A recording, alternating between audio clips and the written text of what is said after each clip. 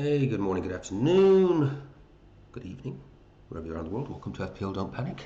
Getting a bit confused myself at the moment. The days seem to be rolling into one. Little on the fly, just popped into my head. Was chatting to one of my subscribers this morning. And just prompted me, you know what, just do a little on the fly, hopefully 10-minute video, but you know what I'm like, I could be waffling on for the next 45 minutes. Hits. I did a video before FPL season had kicked off, and I did all the maths around and the logic around why it's not a good idea to take hits. And of course, what I do, broke my no hits policy within weeks. I love a good hit. Hits are fun. It's instant satisfaction, isn't it? You scratch that itch. You want the player, and it's niggling at you. But the real truth is, I still stand by it, even though I am an absolute wanker going against my own philosophy not to take hits. I mean, this year, very few, if any. I can't think. It's always the hits that I don't take. They're the ones that seem to work. The very best example of that probably is when I talked about the 4-5-1, 5-4-1. And I did a whole video on it, and anyone that's so sad as to want to go back and look at that video, if I'd just taken the hits and done it, I'd be absolutely flying right now. I'd easily be in the top 50k. But I didn't. And then I spent so much time then fighting fires. That sort of team that I was talking about, the formation, and indeed some of the players that I wanted. If I'd just done it, I'd have been laughing. And then, of course, some weeks later, I had various injuries and things like that, and took a -12, and it was an unmitigated fucking disaster. And then a week or two after that, I saw this team. Oh, I really want to need these players. And if I'd taken the -12, then I'd have been flying. Well, again, it's on average they don't work, and just out of sheer curiosity. If you're wondering what you're looking at on the screen there right now, it is the #1 in the world team. This is the team that's #1 in the world. It does not look anything spectacular, does it? I mean, you could argue some of us would look at that team and say it's not great at all, really. You know, if you look at certainly some of the problem players in there.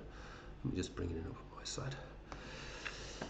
You know, yeah, Raya in goal. You can argue whether that's a good goalkeeping pick or a bad goalkeeping pick, but I'm going to guess they probably had Ray in there from day one. And Collins, yeah, absolutely, go along with that. It's a fantastic pick, to be honest with you. Certainly catching the points, bit like our own #1, to be honest with you. Keane, yeah, solid Everton pick, but again, I wouldn't say necessarily anything spectacular. There's plenty of other good options out there. Chow got the minor. I mean, it just does. It looks like a pretty standard team. Gordon, I'd argue, is actually not the greatest pick in the world at the moment, but there's certainly the last few game weeks, lack of minutes. Sade, pretty solid pick. Bowen, not a great pick at the moment. There's other better options there. If we saw anyone fielding that team, you go, yes, so it's okay, but it's not fantastic. But they're #1 in the world. And one of the things, and I haven't actually looked at this, but I actually do tend to do this at the end of every season, review the #1 in the world. But I thought, just as I was having the conversation with John Vindaloo this morning, we'll just have a little look. And I'm going to bet a pound to a penny that maybe only taken 1 or 2 hits all season. Yeah, there they are at #1. Well done to them. If you look at a game week history, the thing that just jumps out is not a single bloody hit all season. And one of the other things I suspect, if we maybe even look at game week 1,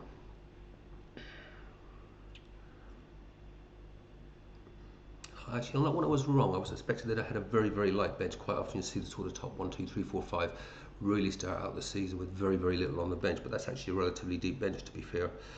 But the players that they had in at the beginning, it looks like pretty much a team that many of us would have fielded. Many of us made the Wirtz mistake, didn't we? Having Wirtz in right at the beginning. Semenyo, I think a lot of us would have had gone the Semenyo path at the beginning of the season. Tielemans, would you argue that's a sort of left of centre pick? Haaland, Wood, they'll have had, gone down a good start from Wood, but obviously then he's tailed off, and as a sort of just, let's see if I can even flick through this. You know, no transfers, rolling the transfers all the time. No changes obviously there. No transfers.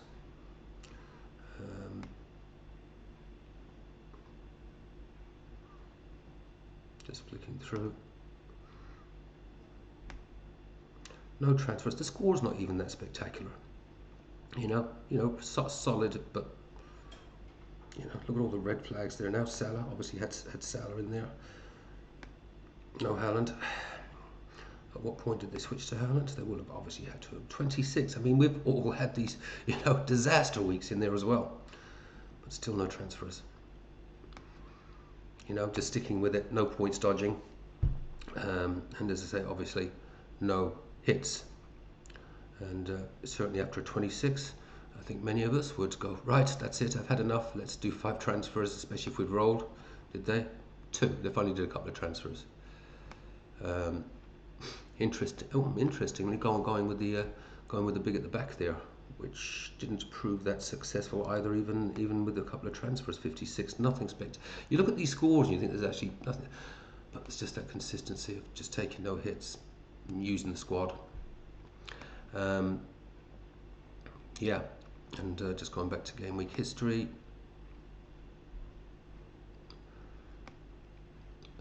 From game week 1.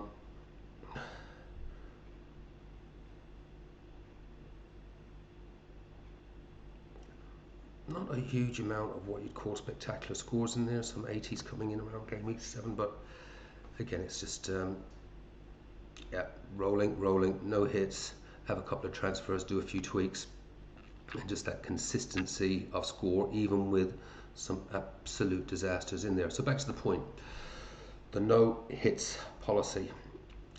Don't know. I love a good hit. My own sort of now is, because I'm tempted to take one this week, in all honesty. Will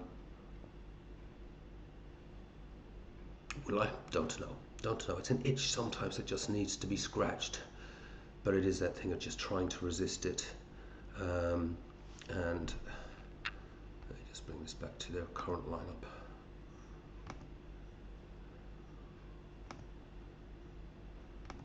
Bear with me. Let's get that back.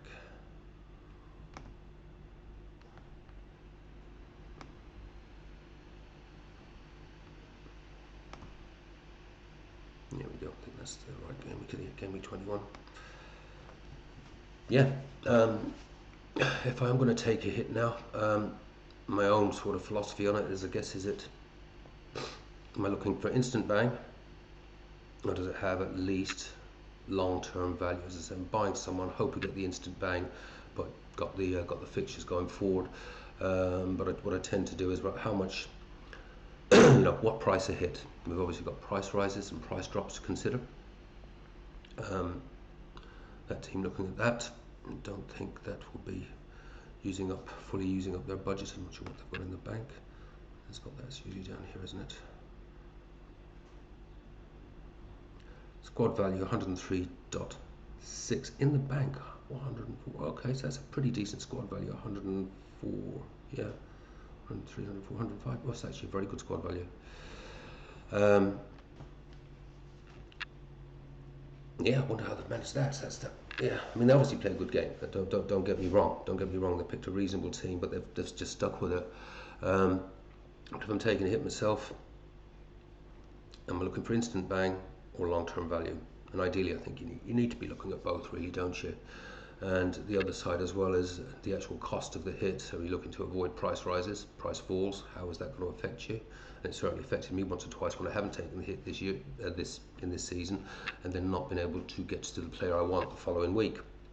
And the other one I think is the big one now is if you are taking that -4 or indeed a -8, working out what is my starting position. You know, so if I was to take a -4 now, if I did decide, because at the moment I'm obviously looking at bringing Rice in for Cunha and potentially moving Foden out for Bruno. Foden out for Bruno would be the hit. That would be the -4. and I'm currently in a rather disappointing 927k or something like that.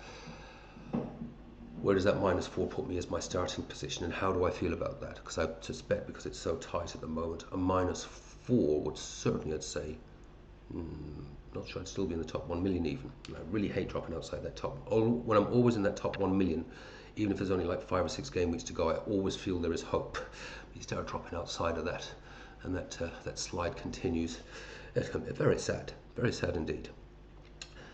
So what am I saying here?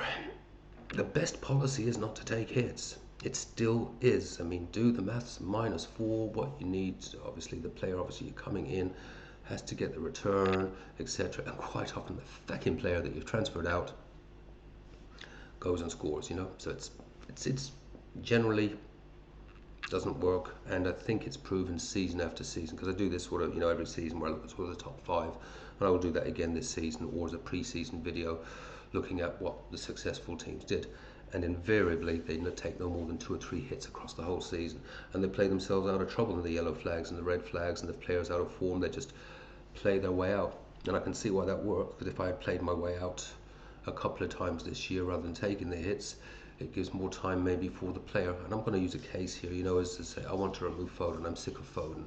If I take the hit, it will be fucking sod's law that the guy bangs this week against a pretty average United.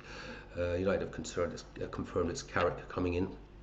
Now it doesn't look like, well, they haven't confirmed, but it does sound like it's going to be Carrick and not Solskjaer. I think that's actually, I think it's better potentially.